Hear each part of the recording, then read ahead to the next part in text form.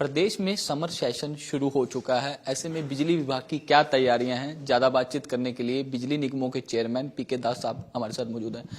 पीके दास जी, क्या तैयारियां हैं वो पूर्ण कर ली गई है, क्योंकि समर सेशन है वो शुरू हो चुका है। जी, ये अप्रैल के महीने में हम तो देखते हैं कि आम भाषा में कहते हैं कि गर्मी शुरू हो गई है, लेकिन बिजली विभाग के लिए जो गर्मी है वो बाकी जून के महीने से शुरू होती है। तो धीरे धीरे अप्रैल के महीने से शुरू होकर जून के महीने तक हमारी पूरी गर्मी होगी और जून 15 के बाद हमारी जीरी की बुआई भी शुरू हो जाएगी। तो उसको ध्यान में रखते हुए हम 3 किस्म की तैयारी करते हैं। नंबर 1 तैयारी है कि जितनी बिजली चाहिए उसके मुताबिक बिजली पर्याप्त मात्रा में खरीद करके लॉन्ग टर्म शॉर्ट टर्म व्यवस्था करके रखेंगे, जो हमने किया हुआ है। हम उम्मीद कर रहे हैं कि इन जो पिछले साल जो मैक्सिमम डिमांड था वो करीब 12,800 मेगावाट का था और इस बार गर्मी में वो 13,200 मेगावाट के आसपास होने की हमारी कैलकुलेशन है। दूसरी चीज़ जो हम करेंगे कि हमारी जो सिस्टम है उसमें कहीं ओवरलोडेड फीडर है, कहीं तार ठीक नहीं है, झूल गए हैं तार या टूट गए हैं, उनको भी इसी अप्रैल के महीने में हम जनवरी से इसको कर रहे हैं, अप्रैल के महीने में वो काम पूरा कर लेंगे। ये दूसरी चीज़ है। तीसरी चीज़ है, गर्मी के दिनों में विभिन्न कारणों से हमारे ट्रांसफार्मर जल जाते हैं। ट्रांसफार्मर जल जाने की वजह से अगर खेती का ट्रांसफार्मर है तो किसान को ये डर रहता है कि बिना पानी के उसके फसल ना सूख जाए। और ऐसे ही ट्रांसफार्मर अगर गांव में, शहर में, रेजिडेंशियल एरिया में जल जाता है तो लोगों को फिर तकलीफ का सामना करना पड़ता है, क्योंकि उसके बिना बिजली सप्लाई नहीं होती है। तो इस बार हमने बंदोबस्त किया है कि ट्रांसफार्मर बैंक डिवीजन लेवल पर रखेंगे और सब 72 घंटे के अंदर अंदर जहां भी ट्रांसफार्मर जल जाएगा उसको रिप्लेस करेंगे। सर, कई बार शिकायत आती है, आपने जिस तरह से बताया कि ट्रांसफार्मर जो है 72 घंटे के अंदर रिप्लेस करेंगे, तो वो 72 घंटे के बाद भी रिप्लेस नहीं किया जाता, तो उस पर क्या मतलब रहता है? क्योंकि लोगों में आक्रोश देखने को मिलता है, सड़कें जाम हो जाती है, बिजली घर के बाहर प्रदर्शन हो जाते हैं, तो इस पर क्या कार्रवाई रहेगी सर? देखिए, जो ट्रांसफार्मर जलने की और रिप्लेसमेंट की बात मैं कर रहा था वो है जो डिस्ट्रीब्यूशन ट्रांसफार्मर की बात है। इसमें मोटे तौर पर जो जलते हैं वो है 16 केवीए और 25 केवीए के। उसके हमने पहले से खरीद करके डिवीजन लेवल पे उसके ट्रांसफार्मर बैंक बना लिया है और उसके सीनियरिटी बेसिस पे देंगे, यानी जिसका पहला डैमेज हो गया उसको पहले ठीक करेंगे। ये कभी कभी अगर हम ध्यान ना दें तो कई बार ट्रांसफार्मर को ले जाने के लिए फील्ड में उसमें भी देरी होती है, लेकिन वो भी हमने रेट लिफ्ट क्रेन वगैरह के साथ भी रेट तय कर रखा है ताकि जरूरत पड़ने तुरंत उनको इस्तेमाल करके ये कर सकते हैं। कोई बैंक भी तैयार किया गया है सर बिजली की, जो जिस तरह से बिजली विभाग के पास अतिरिक्त कोई बैंक तैयार होता है, क्योंकि पीक सीजन आता है तो उस टाइम यूज करने के लिए बिजली को? हाँ, क्या होता है कि ये गर्मी के दिनों में तूफान, आंधी ये भी चलते हैं, कई जगह लाइन गिर जाती है, खंभे टूट जाते हैं, तार टूट जाती है, तो वहाँ उसके लिए भी हमने जो मटेरियल है वो इकट्ठा करके रखा है। और क्योंकि आंधी अब थोड़ा बहुत आती है, मैक्सिमम हमारी कुछ जिलों में आंधी जो है वो जुलाई के महीने में देखने को मिलेगा, तो उसके मुताबिक तैयारी कर रहे हैं ताकि अगर ऐसी कोई सिस्टम में डैमेज हो जाता है तो हमारे मटेरियल यूज करके रातों रात उस लाइन को फिर से खड़ा करेंगे। सर, एक अदानी समूह को अदानी समूह के साथ पिछले दिनों जिस तरह से एक करार हुआ था उसको लेकर भी विवाद चल रहा था, क्या वो शॉर्ट आउट हो गया है या आगे मतलब इसी प्रकार की कोई दिक्कत ना है उसको लेकर भी? उनके साथ हमारी जो डिस्प्यूट चल रहा था उसको नेगोशिएशन के द्वारा ठीक कर लिया गया है और उनसे बिजली आना शुरू हो गया है। दिक्कत क्या थी सर, क्या दिक्कत थी सर उसमें? अदानी मेन कई सारी दिक्कत है छोटे मोटे, लेकिन मेन दिक्कत था कि वो चाहते थे कि उनके जो इम्पोर्टेड कोल का जो कॉस्ट है उसके मुताबिक उनको जितना पड़ता है खर्चा वो सारा खर्चा हम दें। लेकिन हमने जब उनसे टेंडर मांगा था तो उन्होंने एक रेट कोट किया था, तो हम कह रहे थे कि हम वही रेट और सुप्रीम कोर्ट जो उसके ऊपर बढ़ोतरी देने के लिए टैक्स क्या है या दूसरे क्या वही देंगे।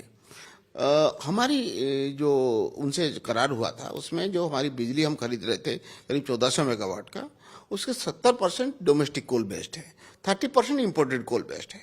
अब हमने वो जो डोमेस्टिक कोल बेस्ड जो हमारा सप्लाई था, वो कैपेसिटी था, उसको तो हमने पूरा रिटेन किया है।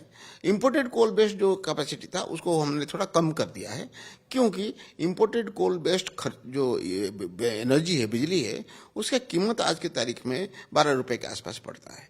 तो इसीलिए हमने उसको रीनेगोशिएट इस तरीके से किया गया है ताकि हमारी जो पुराना रेट, जो रेट पे करार हुआ था, वही रेट में हमें बिजली मिलता रहे ज़्यादातर, और हमें कोई अतिरिक्त बोझ ना निगम के ऊपर पड़े, ना निगम आगे उसको कंज्यूमर के ऊपर डाले।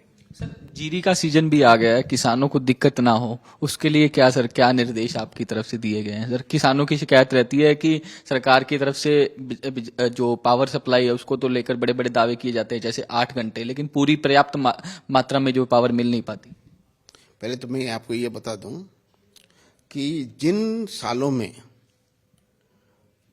मानसून सामान्य नहीं होता है, सामान्य मानसून से 20% 30% कम बारिश होती है, उन सालों में भी हरियाणा में बम्पर पैदावार होता है। उसका कारण ये है कि जो नहर की पानी में कमी है या ऊपर की पानी में कमी है, वो कमी हम ट्यूबवेल के पानी के जरिए कर पाते हैं, उसके लिए सफिशिएंट बिजली हम देते हैं। हाँ, अगर मेरे पास 4000 फीडर है, हो सकता है उस 4000 फीडर में 40 फीडर में किसी एक दिन कोई दिक्कत हुआ हो, लेकिन हमने बिजली का जो फीडर है उसको बाकी डोमेस्टिक फीडर से अलग कर दिया है, गांव के फीडर से अलग कर दिया है। अब ये फीडर सारे ओवरलोडेड नहीं है, इनमें ट्रांसफार्मर भी ओवरलोडेड नहीं है, इनमें सप्लाई, जैसे आपने पिछले रबी में देखा, इसमें सप्लाई बहुत अच्छी तरीके से आजकल हो रहा है। तो उनके लिए सफिशिएंट मात्रा में बिजली है और उनके सिस्टम भी ठीक है। 8 घंटे बिजली हम उनको देंगे और 75% फीडर जो एग्रीकल्चर फीडर है उनको दिन में सप्लाई दी जाएगी। एक तरफ अभी आपने बताया कि हरियाणा में 6 साल से बिजली के टैरिफ नहीं बढ़े, एफएसए लगा दिया। जी, टैरिफ तो मेन जो टैरिफ है, रेट है, वो है।